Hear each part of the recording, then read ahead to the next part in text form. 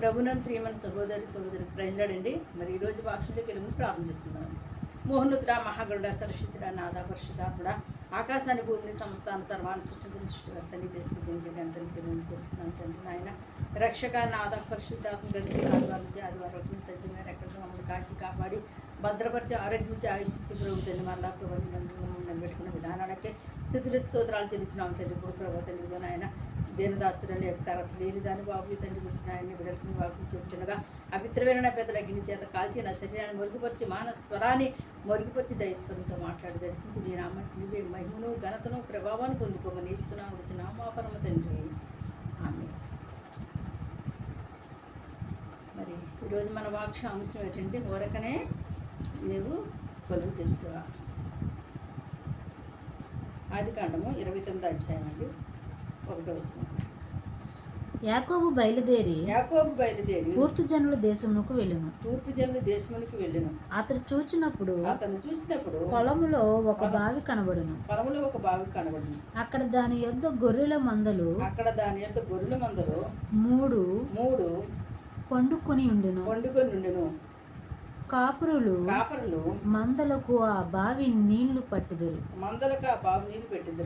ఒక పెద్ద రాయి ఆ బావి మీద చోటు నుంచి ఉండును. బావి మీద మూత వేసి ఉండును. మరి ఇక్కడ యాకోబు ఎప్పుడైతే మరి దేవుడు దర్శనం ఇచ్చాక మరి అక్కడ దేవుడికి సమర్పించేసుకున్నాడు. ఏం సమర్పించుకున్నాడండి?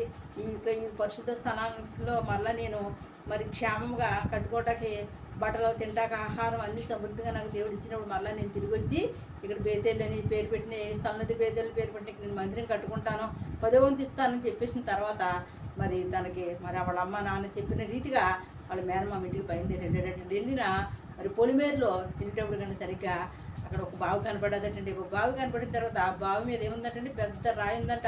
పెద్ద రాయి దాని మీద మరి వేసారంటండి. వేసి అలా ఉంచేసారంట. ఉంచిన తర్వాత అక్కడ మూడు గొర్రెల మందలు అంటే ఒక ముగ్గురి గొర్రెల మందలు ఏం చేస్తుంది చెప్పండి? ఆ గుంపులుగా అక్కడ ఉన్నాయంటండి. ఉంటేప్పటికి అక్కడ మళ్ళీ ఎవరున్నారటండి? గొర్రెలు ఆ కాచుకున్న కాపర్లు కూడా ఉన్నారటండి. ఆ గొర్రెలు కాపర్లు ఉన్నారు. ఉంటేప్పటికి ఈ యాకోబు ఏం చేయడంటే ఏం చేయాలో తోయలేదండి. ఏం చేయాలో అర్థం కాలేదు. మరి తను ఎప్పుడు చిన్నప్పటి నుంచి ఆ మేనమావని కానీ మేనత్తను కానీ ఎవరిని చూడలేదు. ఎవరిని అడిగితే ఎలా ఉంటుంది ఏంటనేసి అనుకొని ఇంకా ఏమి పర్లేదు కదా అనుకుని ఏం చేయండి? ఆ గొర్రెల మందలని ప్రశ్నలు అడుగుతాడంటే ఏమని అడుగుతాడంటే మరి ఈ యొక్క ఇక్కడ గొర్రెల మందల కాడికి వచ్చిన వాళ్ళని నేను ఒక ప్రశ్న అడిగితే బాగుంటుంది అనుకోండి. ఏమనుకున్నానంటే అయ్యా నాకు ఒక అడ్రస్ కావాలా, మీరు నాకు చెప్తారా లేదనేసి వాళ్ళని అడుగుతున్నాడంటే. ఏమని అడుగుతుంటే ఇక్కడ చూడండి, అక్కడికి మందులన్నీ కూడి వచ్చినప్పుడు బావి మీద నుండి ఆ రాతిని పొర్లించి గొర్రెలకు నీళ్లు పెట్టి తిరిగి బావి మీద రాతిని దాని చోటు నుంచును. యాకోబు దానిని చూచి అన్నలారా మీరు ఎక్కడ వారిని అడగగా వారు మేము అహరోను వారు అనిరి. అతడు నహరో కుమారుడు లాబాను మీరు ఎరుగుదురా అని అడిగినప్పుడు వారు ఎరుగుదమనిరి.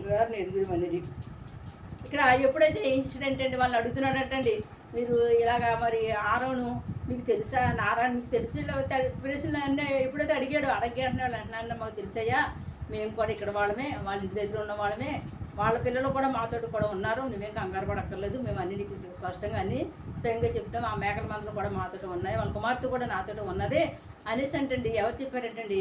అక్కడ ఉన్న కొంత గొర్రెల మందరిలో కాపర్లు మరేంటండి యాకోబుకి చెప్పారంట.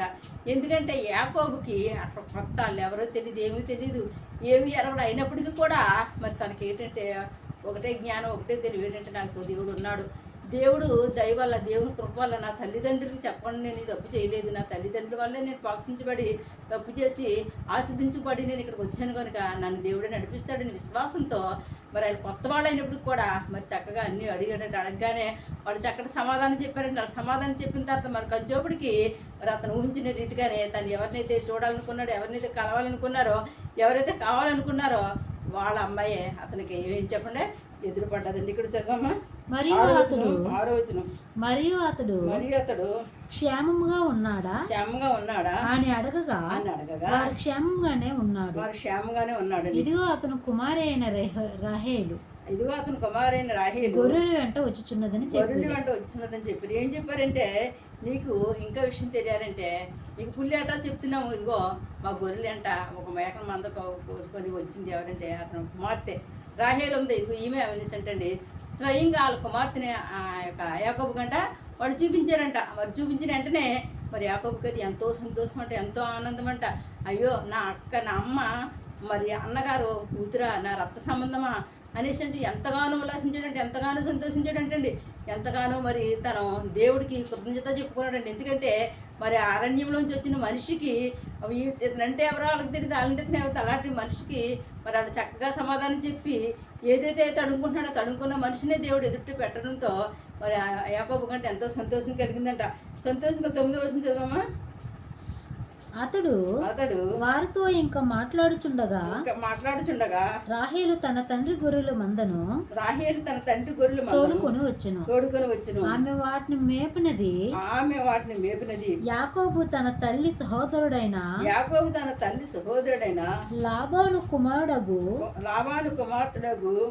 రాహేలును తన తల్లి సహోదరుడు లాబాను గొర్రెలను చూచినప్పుడు అతని దగ్గరకు వెళ్ళి బావి మీద నుండి రాతిని పొర్లించి తన తల్లి సహోదరుడు లాబాను గొర్రెలకు నీళ్లు పెట్టెను. యాకోబు రాహేలును ముద్దు పెట్టుకొని ఎలుగెత్తి ఏడ్చును. దేవునామానికి మహిమ కలుగుగాక.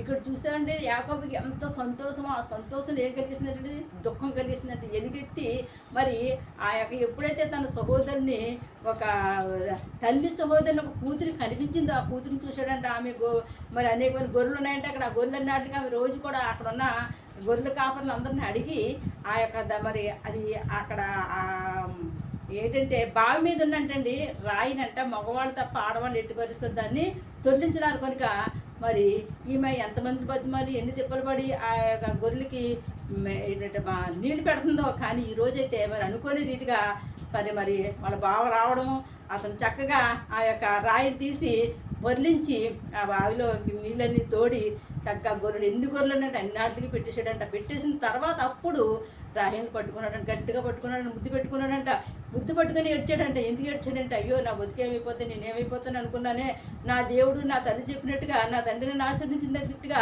నా దేవుడు నన్ను ఇడిచిపెట్టలేదే, నిశ్చయంగా నాకు మరి నా తల్లి సహోదరి మరి కూతుర్ని ఖచ్చితంగా నాకు చూపించాడనేసి ఆ దుఃఖం ఆ సంతోషం అన్నీ కలిపి అంటే ఎలుగెత్తి ఏడ్చాడంటే, అంటే బహిరంగంగా అందరూ వాళ్ళు చూస్తున్నారు వీళ్ళు చూస్తున్నారు అనేసి బాధపడలేదంటే కానంట తన మనసులో ఏముందో దాన్ని ఆమె పట్టుకొని ఏడ్చాడంటే. ఎందుకు ఏడ్చాడంటే తను ఎంతో అరణ్యంలో ఎంతో దుఃఖం, ఎంతో యాతన, బాధతో, కష్టంతో మరి అతను వచ్చినప్పటికీ మరి అలసిపోయి ఉన్నాడు. తింటాకు తిండి లేదు, తాగటానికి నీళ్ళు లేవు. అటువంటి సమయంలో తన రక్త సంబంధి కనపడగానే ఏం చేయడు చెప్పండి, కౌగిలించుకున్నాడంట, ముద్దు పెట్టుకున్నాడంట, ఎలుగెత్తి ఏడ్చాడంటండి. మన బంధువులు మనకు కనపడినప్పుడు, దూరంగా ఉన్నప్పుడు మనకు కూడా మన బంధువులు ఎవరైనా కనపడినప్పుడు మనం కూడా ఏం చేస్తాం చెప్పండి, అది అలాగే చేస్తాం. ఎందుకంటే అది ఏంటంటే ఆదరణ.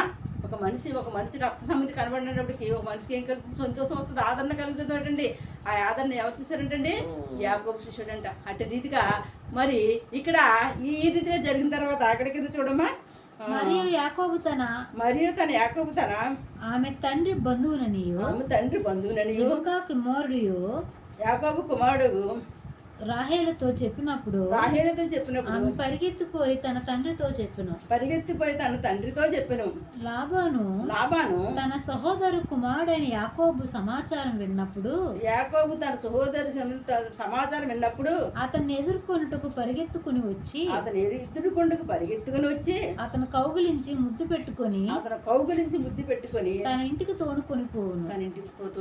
దేవునామానికి మహిమ. ఎప్పుడైతే దానికి ఎంత సంతోషమో ఎంత ఆనందమో ఆనాడు మరి ఏటమ్మా ఈసాకు పనివాడు మాట విని తన తల్లినైనా రిబక్కాని ఎంచాడు, తన కూతురు ఎంచి రిబక్కానే ఎంచాడంటే అండి తను కూడా పంపించేశాడు. ఎన్నాళ్ళకి తన చెల్లెలు మరి కూతురు తన చెల్లెలు కొడుకు ఇన్నాళ్ళకి మళ్ళీ తన రక్త సంబంధి తన కళ్ళకి కనబడగానంటండి అతనికి ఎంతో సంతోషం కలిగిందంట. లాభానికి ఎంతో సంతోషం కలిగి ఏం చేయడం తను కూడా సంతోషంగా కౌగిలించుకొని తన ఇంటికి తీసుకెళ్ళి తన ఏం చేసాడు చేర్చుకున్నాడు. తన ఇంటికి వెళ్ళి చేర్చుకొని తన ఇంటి దగ్గరే ఎవరు నుంచుకున్నారు చెప్పండి?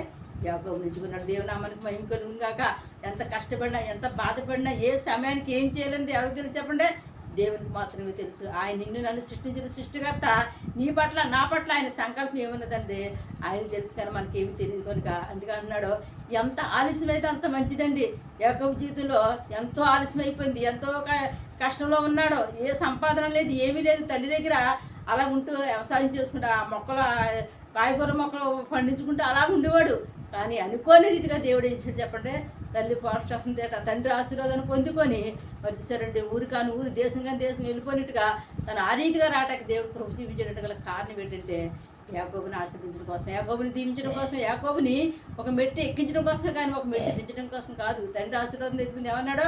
నిన్ను దీవించమని దీవిస్తాను, నిన్ను ఆశ్రదించమని ఆశ్రదించాను. నువ్వు ఎక్కడికి వెళ్ళినా ఏ చోటుకి వెళ్ళినా నీతో నేను ఉంటాను. నువ్వే పని చేసినా ఎక్కడున్నా ఏదున్నా సరే నీవు నీ ఇంటి వారు కూడా ఆశ్రదించబడతారనేసి యాకోబుకి దేవుడు చేసిన వాగ్దానం. ఆ వాగ్దానం ప్రకారం కంటండి ఈ లాభాన్ని ఇంట్లో ఉన్నప్పుడు చక్కగా ఆ గొర్రెలు కాసుకుంటూ చక్కగా హ్యాపీగా గడిపేస్తున్నాడంటండి. అలా ఒక నెలలు గడిపేశాడంటే నెలలు గడిపేసిన తర్వాత ఆ మేనమామ ఏం అడుగుతున్నాడు ఇక్కడ చూడండి, ఏమని అంటున్నాడు చూడండి. ఇక్కడ 14వ వచనం చదవమ్మా. అప్పుడు లాభాలు నిజంగా నీవు నా ఎముకలము నిజముగా నువ్వు నా ఎముకన నా మాంసమునై ఉన్నావు. అతడు వేల దినములు నెల దినములు అతని యొద్ద నివసించిన తర్వాత లాభాను నీవు నా బంధువుడైనందున నీవు నా బంధువుడు ఊరికే నాకు కొలువ చేసేదవా నీకేం జీతం కావాలని చెప్పమని యాకోబుని అడిగిన. నీకు ఏ జీతం కావాలని చెప్పమని యాకోబుని అడిగి ఇక్కడ ఏమన్నాడంటే నువ్వు నా బంధువు కాబట్టి ఒక నెలలో నా దగ్గర తలదాచుకున్నావు, బాగుంది ఉంది, అంతకన్నా ఎక్కువ నేను నీ దగ్గర ఏం చేసుకోకూడదు, పని చేసుకోకూడదు. నీ దగ్గర నేను ఉచితంగా నీ దగ్గర పని చేసుకొని నేను సొమ్ము చేసుకోవడం అది ఎంత మాత్రం మంచిది కాదు కనుక నువ్వేం చేస్తావంటే మరి నేను నీ దగ్గర ఊరికినే నేను చేసుకొని నేను ఉన్నాను కనుక నీకేం కావాలి, ఎంత జీతం కావాలి, నెలకి ఎంత ఇమ్మంటావు, నువ్వు ఎన్ని నెలలు ఉంటావు ఇక్కడ, ఎన్ని సంవత్సరాలు ఉంటావు, ఏం చేస్తావు, నీ పరిస్థితి ఏంటి, నువ్వేమనుకున్నావు, ఎందుకు వచ్చావు అసలు అనేసటండి. ఇలా ప్రశ్నల మీద ప్రశ్నలు వేస్తూ ఉన్నప్పుడు అంటండి అప్పుడు అన్నాడంట అయితే ఒక పని చెయ్యి, ఏం చేస్తావంటే నువ్వు 7 సంవత్సరాలు కొలువు చేస్తావంటే నా ఒక కుమార్తెని నీకు వివాహం చేస్తాననేసి అంటండి. ఆ యొక్క ఎవరు అడిగారంటే మరి ఆ మామగారు అడిగాడంటే ఇక్కడ చూడండి అమ్మా. లాబాను 16వ వచనం. లాబానుకు 2 కుమార్తెలు ఉండిరి. లాబానికి 2 కుమార్తెలు, వారిలో పెద్దదాని పేరు లేయా, పెద్దదాని పేరు లేయా, చిన్నదాని పేరు రాహేలు. లేయా జబ్బుకండు కలది. రాహేలు గుణమంతు స్త్రీరై ఉండును, రూపవతి సుందరై ఉండును.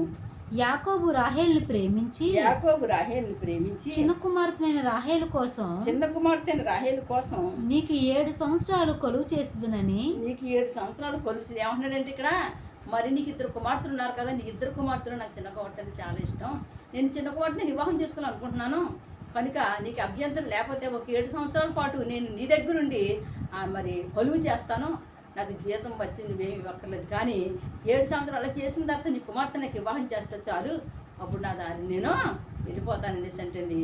ఈ యొక్క ఎవరండి యాకోబు మరి ఆ మావితో చెప్పడం జరిగిందంటే అట్టిదిగో ఓకే దానికి ఏముంది, నువ్వు చక్కగా హ్యాపీగా 7 సంవత్సరాలు కొలువు చేయి, నా కుమార్తె నీకు వివాహం చేస్తాను మాట ఇచ్చాడంటండి. మాట ఇచ్చేసిన తర్వాత అలాగే మరి కష్టమైన బాధ అయినా రాలేని పని అయినప్పటికీ కూడా అంటే వర్షానికి తడిసివాడంటే మంచు గట్టండి ఏం చేసేవాడంటండి, మంచు పట్టినప్పుడు అంటే బిగిసిపోయేవాడంటండి, ఎండకి ఎండిపోయేవాడంటే అలా ఈ పరిస్థితుల్లో ఆ రీతిగా 7 సంవత్సరాలు గడిపాడంటే 1 కాదు 2 కాదు 7 సంవత్సరాలు మరి ఆ యొక్క రాహేల్ని వివాహం చేసుకోవడం కోసమే తను కష్టపడ్డాడండి. కష్టపడి తర్వాత అప్పుడు 7 సంవత్సరాలు అయిపోయిన తర్వాత మావితో చెప్తున్నాడండి. ఏం చెప్తున్నాడు చూడండి. ఆ తర్వాత యాకోబు దినములు సంపూర్ణమైన గనుక నేను నా భార్య నద్దుకు పోవునట్లు ఆమె నాకిమ్మని లాబేను అడగగా నాకిమ్మని లాబేను అడుగును. లాబాను ఆ స్థలంలో ఉన్న మనుషులను అందరినీ లాబాను ఆ స్థలంలో ఉన్న మనుషులందరినీ పోగు చేసి విందు చేయించి రాత్రి వేళ తన కుమార్తె అయిన లేయను అతని వద్దకు తీసుకొని పోగా యాకోబు ఆమెను కూడును. దేవుని నామానికి మహిమ కలుగును గాక. ఇక్కడ ఏ రీతిగా అయితే మరి ఈ యాకోబుకి మరి ఈ యొక్క లాభాన్ని మాట ఇచ్చాడు, ఆ మాట ప్రకారం ఏం చేశాడంటే పెళ్లి చేసాడంట. పెద్దలందరినీ పిలిపించాడంట. కూర్చోడు అక్కడ ఉన్న వాళ్ళందరికీ కింది చేసాడంట. మంచి బ్రహ్మాండమైన భోజనం పెట్టాడంట. భోజనం పెట్టి బ్రహ్మాండంగా ఇదిగో మరి నా మేనల్లుడు కనుక నా మేనల్లుడు ఉత్తిరే నేను ఇంట్లో పెట్టుకుంటున్నానని అనుకోకుండా నాకు 2 కుమార్తెలు ఉన్నారు కనుక మరో కుమార్తెకి నేను వివాహం చేస్తానని చెప్పాడంటే అందరిని బంధువులు సమస్యలో వివాహం చేశాడంటే. వివాహం చేసిన తర్వాత లాసార ప్రకారంగా అక్కడ ఏంటంటే అండి ముసుగేసి వివాహం చేస్తారన్నమాట. ఇంటి బస్సులో ముసుగు తీరమాట. ఆ వివాహం అయిపోయిన తర్వాత మరి ఆ తర్వాతనే తీస్తారు తప్పుకొని ఆ రాత్రి అయిపోయింది అంటే రాత్రి గడిచిన తర్వాత తీస్తారు. అంతవరకు కూడా ముసుగు తీరటండి. ఆ రాత్రి గడిచిన తర్వాత ముసుగు తీసి ఉదయాన్ని చూసుకుంటేప్పుడు కట్టండి ఈమె ఎవరండి లేయా. ఇతను ఎవరు కోరుకున్నాడండి? రాహేల్ని కోరుకున్నాడు. కానీ మరి ఇక్కడ ఎవరు చెప్పండి లేయా ఉందండి. ఆ పొద్దున్న వెళ్ళి అడుగుతున్నాడంట. మామగారిని ఏం అడుగుతున్నాడంటే అదేంటో మావయ్య నేను రాహేల్ని వివాహం చెప్పి నేను అడిగితే నాకు లే ఏం చేసేవాడు? ఇంత మోసమా, ఇంత దాగా నన్ను ఇంత అర్ధంతరంగా నన్ను మోసం చేస్తావా? దేవుడిని ఊరుకుంటాడు అలాగలాగే ఏవో అనేస్తాడంటండి. అనగానే అప్పుడు వెంటనే అన్నాడంట. ఏమన్నాడంటే లాబాను మరి మా ఊరి ఆచార ప్రకారంగా పెద్ద కుమార్తె వివాహం జరగకుండా చిన్న కుమార్తె వివాహం జరగదు కనుక అందు గురించే నేను ఏం చేస్తానంటే నా పెద్ద కుమార్తె నీకు వివాహం చేస్తాను. నువ్వు మా బావవే కనుక నువ్వేం చేస్తావంటే నీకు కూడా మరి రాహేల్ని ఇంకా నువ్వు చేసుకోవాలని నీకు ఇష్టం ఉంటే కనుక ఇంకో 7 సంవత్సరాలు కొను చేయి, ఆమెను కూడా నీకు వివాహం చేస్తానని అన్నాడంటండి. మరి అక్కడ ఏంటంటే ఇక్కడ మొట్టమొదటిసారిగా దేవుడు మరి యాకోబుని ఏం చేశాడు చెప్పండి? శిక్షించాడండి. ఏ రీతికి శిక్షించాడంటే మోసంతో దగాతోటి తల్లి చెప్పిందనేసి ఏం తీసుకున్నాడండి? ఆశీర్వాదం తీసుకున్నాడండి. తండ్రి దగ్గర నుంచి మారు వేసలు ఏం చేశాడండి?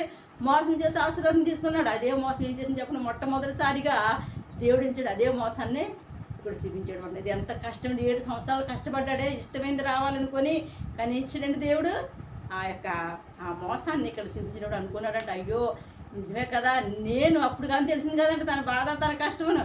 నేను కూడా మరి నా అన్నగారు కూడా నేను ఇంటికి పెద్దవాడిని కదా, మరి నాకు ఆశీర్వాదం వస్తుంది, నాకు దీవెన వస్తుంది, నేను జ్యేష్ఠపుత్రుడిని కదా అని నా అన్న కూడా ఎంతో అనుకుని ఉండొచ్చు.